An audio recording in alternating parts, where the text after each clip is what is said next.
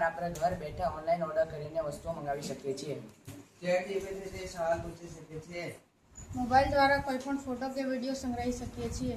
આપણે જે સવાલ જવાબ નહીં આવડે તે મોબાઈલ દ્વારા પૂછી શકીએ છીએ. મોબાઈલમાં ગૂગલ મેપ દ્વારા અજાણી જગ્યા પર જઈ શકીએ છીએ. મોબાઈલ દ્વારા જરૂરી કામથી મેસેજ કરી શકીએ છીએ. મોબાઈલ દ્વારા વિવિધ ભાષા શીખી શકીએ છીએ. મોબાઈલ દ્વારા બેસીને બીજા અહીંયા આપી શકીએ છીએ.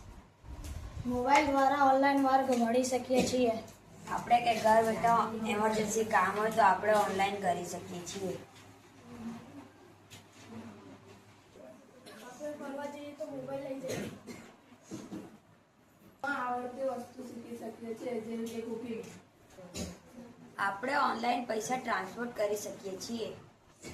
આપણે ઘર બેઠા જીવન જરૂરિયાતની વસ્તુઓ મંગાવી શકીએ છીએ, જેમ કે મેકડોનલ્ડ્સ, મેકડી, સ્વિગી, ઝોમેટો વગેરે. હવે આપણે ગેરફાયદા જોઈશું. વધારે વાર મોબાઈલ જોવાના કારણે નાની ઉંમરે ચશ્મા આવે છે.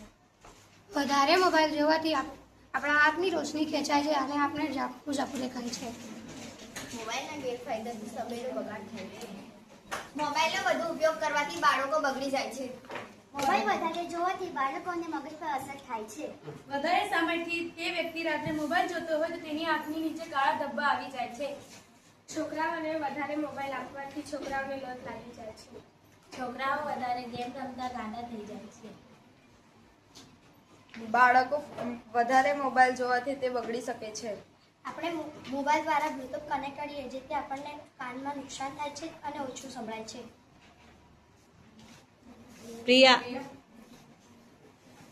મોબાઈલમાં આપણે કોઈ ફોટા પડે તો કોઈ આપણને બ્લેકમેલ કરી શકે છે. મોબાઈલમાં પૈસાવાળી ગેમ રમવાથી પૈસા નુકસાન થાય.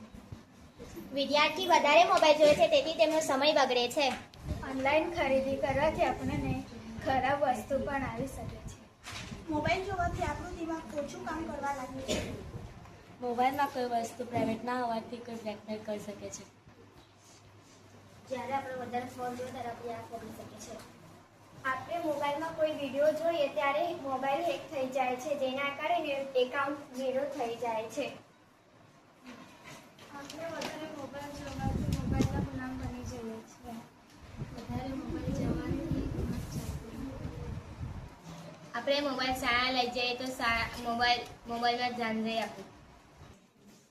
ફોન પે પેટીએમ દ્વારા પૈસાની બચત થતી નથી. જોયું ને સોનાલીબેન, મોબાઈલ ફાયદાકારક છે કે ગેરફાયદાકારક? હા ખુશીબેન, મોબાઈલ ગેરફાયદાકારક છે.